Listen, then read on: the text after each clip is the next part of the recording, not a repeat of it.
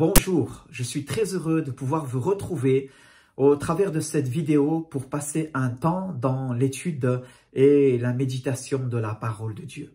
J'espère que cette vidéo vous trouvera en bonne forme aussi malgré cette période de confinement. Je voudrais dire aussi que nos pensées vont vers ceux et celles qui sont durement touchés par le Covid-19. Nous prions pour vous et nous demandons à Dieu pour vous un plein rétablissement. Nous prions aussi pour notre nation afin que Dieu puisse la bénir, Dieu puisse accorder sagesse et intelligence à ceux qui nous gouvernent dans la gestion de cette crise. Enfin, je voudrais dire que nous prions pour chacun de vous afin que vous soyez trouvés persévérants et dans la foi, dans l'attente de pouvoir nous rassembler tous ensemble et dans notre lieu de culte afin de célébrer notre Dieu. Permettez-moi maintenant d'ouvrir pour vous la Bible et je voudrais l'ouvrir dans le livre des Juges au chapitre 14. Nous allons faire ensemble une lecture à partir du verset 5. Samson descendit avec son père et sa mère à Timna. Lorsqu'ils arrivèrent aux vignes de Timna, voici un jeune lion rugissant vint à sa rencontre. L'Esprit de l'Éternel saisit Samson, et sans avoir rien à la main, Samson déchira le lion comme on déchire un chevreau. Il ne dit point à son père et à sa mère ce qu'il avait fait. Il descendit et parla à la femme, et elle lui plut. Quelque temps après, il se rendit de nouveau à Timna pour la prendre, et se détourna pour voir le cadavre du lion. Voici, il y avait un essaim d'abeilles et du miel dans le corps du lion.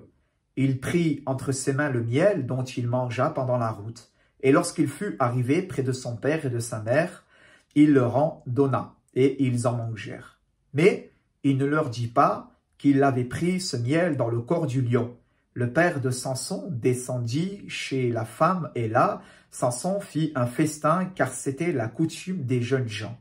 Dès qu'on le vit, on invita 30 compagnons qui se tinrent avec lui. Samson leur dit « Je vais vous proposer une énigme. Si vous me l'expliquez pendant les 7 jours du festin, et si vous la découvrez, je vous donnerai 30 chemises et 30 vêtements de rechange. Mais si vous ne pouvez pas me l'expliquer, ça sera vous qui me donnerez 30 chemises et 30 vêtements de rechange. » Ils lui dirent « Propose ton énigme, et nous l'écouterons. » Et il leur dit « De celui qui mange est sorti ce qui se mange, et du fort est sorti le doux. » Permettez-moi de relire pour vous ce dernier verset qui formera la base de notre réflexion, de notre partage aujourd'hui. « De celui qui mange est sorti ce qui se mange, et du fort est sorti le doux. » Le titre que nous pourrions donner aujourd'hui à notre message serait le suivant, « Samson et le lion » ou encore « L'énigme de Samson ». Quand nous considérons le contexte, nous découvrons un homme qui se nomme Samson et qui était ce que l'on appelle dans la Bible un juge en Israël, c'est-à-dire un libérateur. Nous n'allons pas nous arrêter en détail sur la vie de Samson. Nous ne nous attarderons pas non plus sur ses qualités ou ses failles. Nous savons à bien des égards que Samson a été un libérateur plus que perfectible et que Dieu avait à son égard bien des plans dans lesquels, hélas, il n'a pas pu entrer à cause de sa désobéissance, ses convoitises, ses nombreux penchants. Mais je voudrais m'arrêter avec vous quelques instants sur cet épisode du lion que Samson va vaincre et en l'occurrence de cette énigme. Ce que je voudrais dire dans un premier temps, c'est que je crois que l'énigme de Samson nous invite à prendre conscience aussi dans un premier temps que la vie aussi elle-même parfois nous semble être une énigme. Je voudrais dire par là que nous aussi, nous sommes engagés dans un autre chemin, c'est le chemin de la vie. Et sur ce chemin, nous allons les uns et les autres. Et ce chemin est tout sauf un chemin dans lequel il n'y a pas de difficulté. Nous aussi, quelquefois, nous devons faire face à l'épreuve, devons faire face à des combats. L'énigme de Samson pose aussi cette réflexion que la vie elle-même est une énigme. J'ai noté pourquoi l'épreuve, pourquoi la souffrance, les combats, pourquoi l'injustice, le deuil, la maladie, la douleur, les larmes. Il y a là dans la vie bien des questions que l'on peut se poser les uns et les autres. Je voudrais dire que je n'ai pas là la prétention de répondre à ces questions-là. Je voudrais simplement dire que si parfois le chemin de la vie elle-même peut être une énigme, nous avons juste besoin les uns les autres de nous en remettre à Dieu. Je voudrais citer cette citation de Paul Claudel qui avait pu dire que Dieu n'est pas venu supprimer la souffrance, il n'est pas même venu l'expliquer, mais il est venu la remplir de sa présence. C'est mon propos aujourd'hui, et je prie que au travers de ce message, l'Esprit de Dieu puisse vous faire beaucoup de bien. Le premier point que je voudrais voir avec vous est le suivant, c'est que ici-bas, nous aurons nous aussi à souffrir bien des tribulations. La Bible nous montre dans ce passage que alors que Samson allait sur ce chemin, ce lion va surgir de nulle part et se jeter sur lui. Et il est là l'image pour nous aussi des épreuves. L'évangile selon Jean au chapitre 16 et au verset 33 nous dit que Jésus va dire « Vous aurez des tribulations dans le monde, mais prenez courage, car j'ai vaincu le monde. » Ce que l'on peut dire concernant l'épreuve, bien-aimés, c'est que ce n'est pas Dieu qui envoie le malheur, l'épreuve, la souffrance, la maladie, mais c'est un fait qui touche tous les êtres humains. Ce n'est pas parce que nous marchons avec Dieu que l'épreuve ne peut pas nous atteindre. La Bible nous dit en Matthieu chapitre 7 versets 24 à 29 qu'il y a là deux maisons, une bâtie sur le roc et une autre bâtie sur le sable, et que sur ces deux maisons les intempéries vont s'abattre. La maison, vous l'avez bien compris, bâtie sur le roc, c'est la maison qui est bâtie sur le solide fondement de la parole de Dieu, d'une vie qui est engagée dans les voies de Dieu et qui s'appuie sur le Christ. Et la maison bâtie sur le sable, vous l'avez bien compris, c'est une maison qui s'établit sur les principes de ce monde qui sont comme un sable mouvant. Mais l'Écriture nous montre, bien aimés, dans cette parabole des deux maisons, que sur les deux maisons, les intempéries vont frapper. Non pas simplement sur celle qui est construite sur le sable, mais sur les deux. Ce n'est pas parce que nous avons placé notre foi dans le Seigneur que cela nous met à l'abri de l'épreuve. Mais nous pouvons être sûrs d'une chose, c'est que si nous passons par des coups durs, Dieu ne manquera pas de nous porter, de nous encourager et de venir à notre secours dans les situations difficiles que nous pourrons être à même de traverser. Je pense que vous l'avez expérimenté et je pense qu'au travers de ces moments-là font écho aussi au-dedans de vous-même des expériences dans lesquelles vous avez pu expérimenter le secours de Dieu. Ce que l'on peut dire aussi concernant l'épreuve, c'est qu'il y a là un mystère qui entoure cela. Je crois qu'elle est aussi l'instrument par lequel Dieu travaille dans nos vies pour nous attirer à lui. Oui, il y a souvent eu des hommes, des femmes qui, tant que tout allait bien dans leur vie, ils ne prenaient pas le temps de s'arrêter et de réfléchir à ce qui était essentiel, à ce qui avait une dimension éternelle, et ils allaient là, chemin faisant dans la vie, sans s'intéresser aux choses de Dieu, jusqu'à ce que le malheur les atteigne aussi. Et à ce moment-là, ils se sont mis à réfléchir sur le sens profond de leur vie, et ils ont pu parfois trouver le Seigneur par la grâce de Dieu. Ça nous conduit, bien aimés, à ce second point. Dieu veut nous donner la victoire dans nos combats.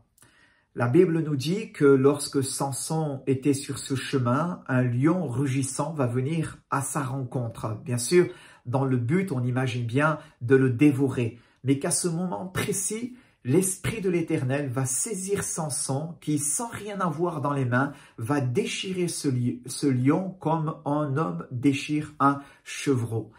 C'est intéressant de souligner, bien-aimés, pour nous, qu'une des images du lion rugissant dans la Bible est celle du diable. 1 Pierre 5,8 nous dit « Soyez sobres, veillez, votre adversaire le diable rôde comme un lion rugissant, cherchant qui il dévorera. » Nous avons besoin de prendre conscience, bien-aimés, dans le chemin de la vie aussi, qu'en face de l'adversaire de nos âmes, seuls en vérité, nous ne faisons pas le poids. Nous avons besoin du secours de Dieu.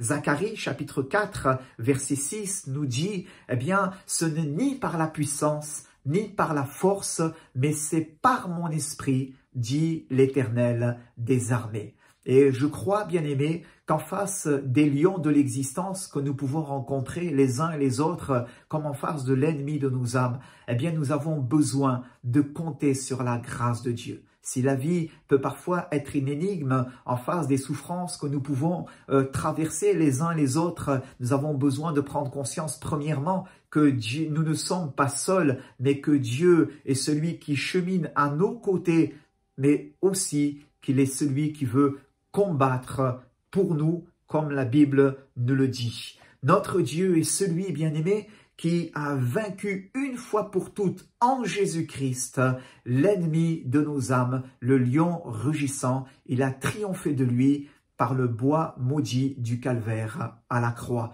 En lui, en Jésus-Christ, nous avons nous aussi les uns les autres une pleine victoire. Et nous avons besoin de nous souvenir que la Bible appelle Jésus le lion de la tribu de Juda. Bien-aimés, si aujourd'hui vous traversez vous aussi des luttes, des combats, si vous faites face aujourd'hui à l'adversaire de vos âmes, appelez le Seigneur qui ne manquera pas aussi de vous secourir dans votre existence. Je voudrais aller un petit peu plus loin dans cette réflexion et m'arrêter avec vous sur ce point.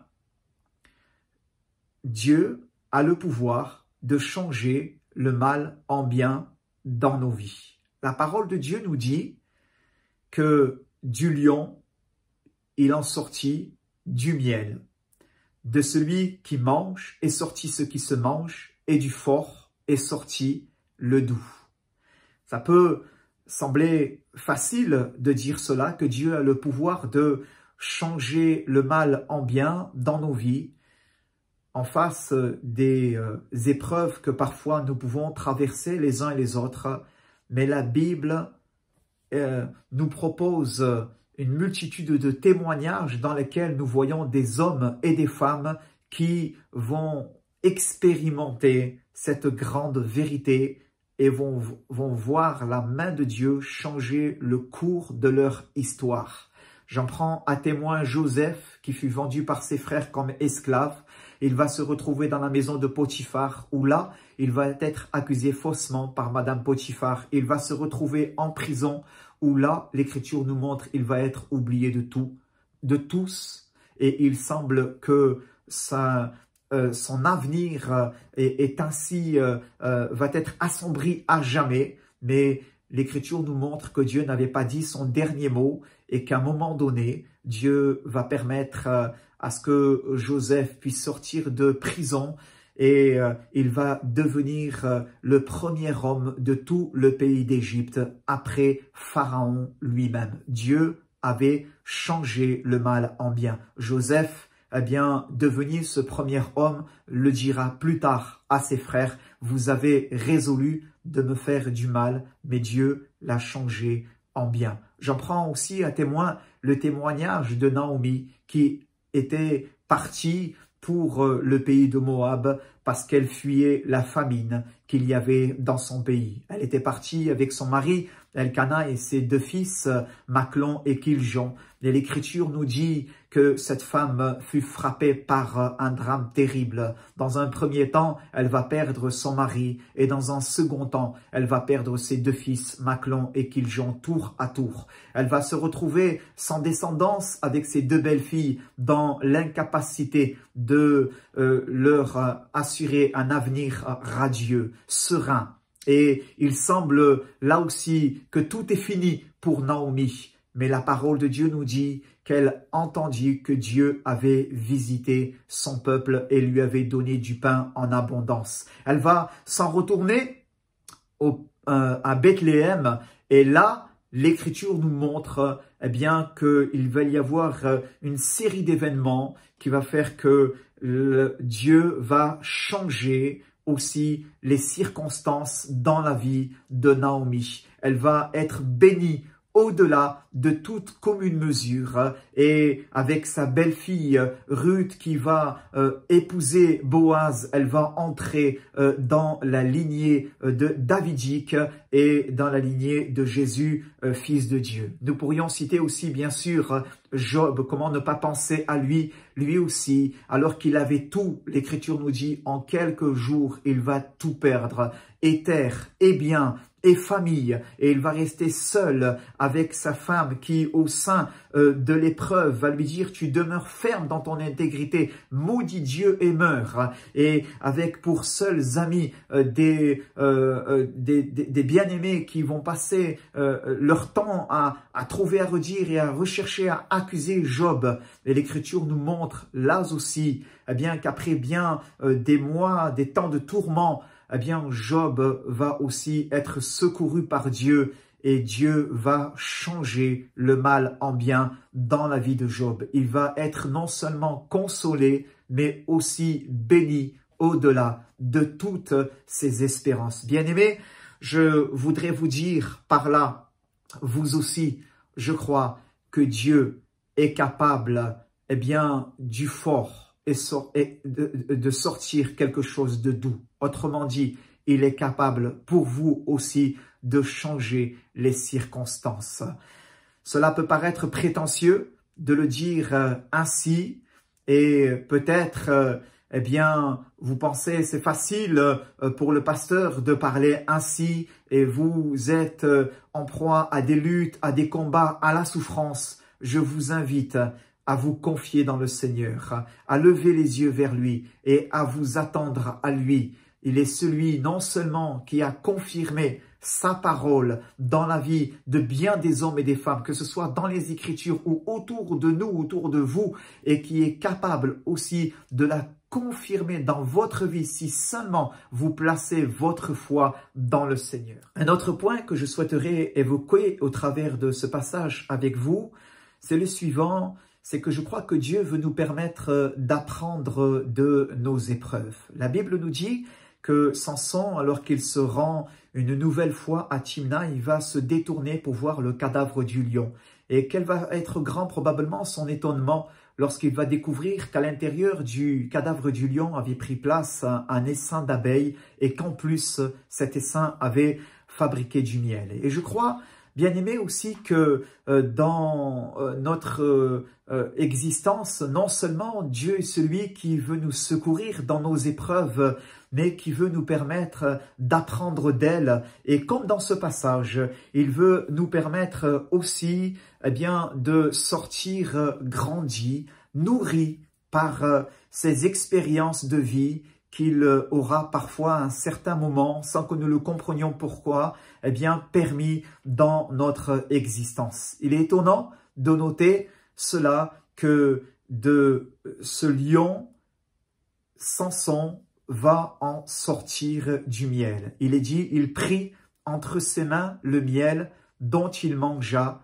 pendant la route. Non seulement Dieu avait changé le mal en bien en ce qu'il avait délivré Samson de cette épreuve et lui avait permis d'en sortir victorieux, mais en plus, il va permettre à Samson d'en sortir nourri par cette expérience. Et je crois, eh bien, c'est ce que Dieu veut faire au travers de ce que nous pouvons parfois traverser les uns et les autres. Il veut nous permettre au travers de cela d'en retirer quelque part une certaine nourriture, une certaine subsistance pour pouvoir continuer le chemin de la vie et nous laisser fortifier par elle, par cette expérience que nous avons vécue.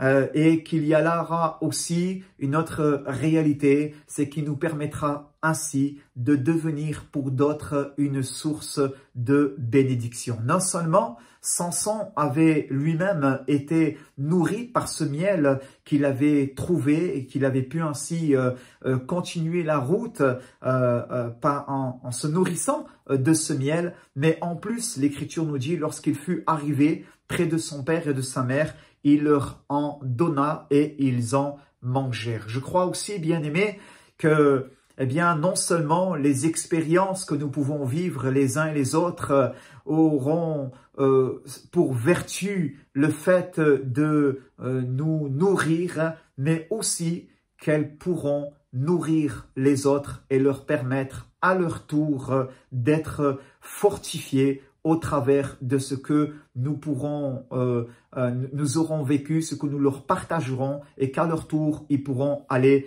de l'avant. Enfin, je voudrais dire en conclusion de ces moments que si la vie se révèle parfois être une énigme à cause des circonstances, des tempêtes de la vie, des épreuves que nous pouvons traverser les uns et les autres, nous ne sommes pas, nous, appelés à être une énigme pour ceux qui nous entourent.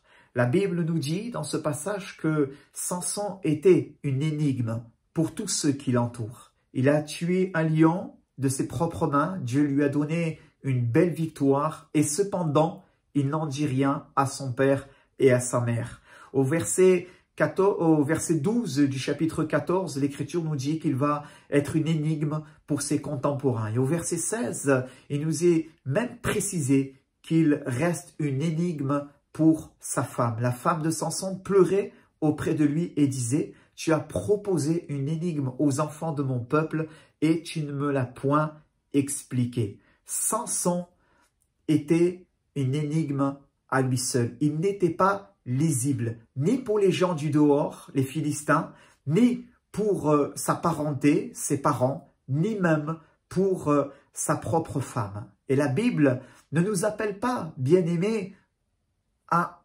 être ainsi, nous aussi, une énigme pour les autres. Au contraire, elle nous invite à être lisible, à être cette lettre de Christ connue, comme Paul dira, et lue de tous. Je cite pour vous cette référence dans 2 Corinthiens chapitre 3, versets 2 et 3. C'est vous qui êtes notre lettre écrite dans nos cœurs, connue et lue de tous les hommes. Vous êtes manifestement une lettre de Christ écrite par notre ministère, non avec de l'encre, mais avec l'Esprit du Dieu vivant, non sur des tables de pierre, mais sur des tables de chair, sur les cœurs. Vous êtes manifestement une lettre de Christ. Que Dieu nous aide à pouvoir être cette lettre ouverte, lisible pour nos contemporains, afin qu'ils puissent trouver au travers de nos vies quelques encouragements, quelques secours, quelques bénédictions. J'ai envie de dire quelques nourritures, quelques rayons de miel qui seront à leur tour nourrir leur âme et leur permettre d'aller de l'avant. Enfin, je voudrais terminer en disant à vous qui aujourd'hui peut-être le lion veut atteindre, je voudrais vous encourager en vous disant encore une fois, eh bien, confiez-vous dans le Seigneur, attendez-vous à lui. Il est celui qui a la capacité de vous secourir. Il est celui qui a la capacité de changer les circonstances, comme nous l'avons vu tout à l'heure, eh bien, dans votre existence aussi. Il est celui qui veut vous permettre de sortir grandi et nourri par ces expériences qui aujourd'hui sont douloureuses. Et il est celui qui saura faire de vous aussi un sujet de bénédiction pour tous ceux qui vous entourent. Que le Seigneur vous bénisse. Merci de m'avoir écouté et qu'il vous encourage. À très bientôt.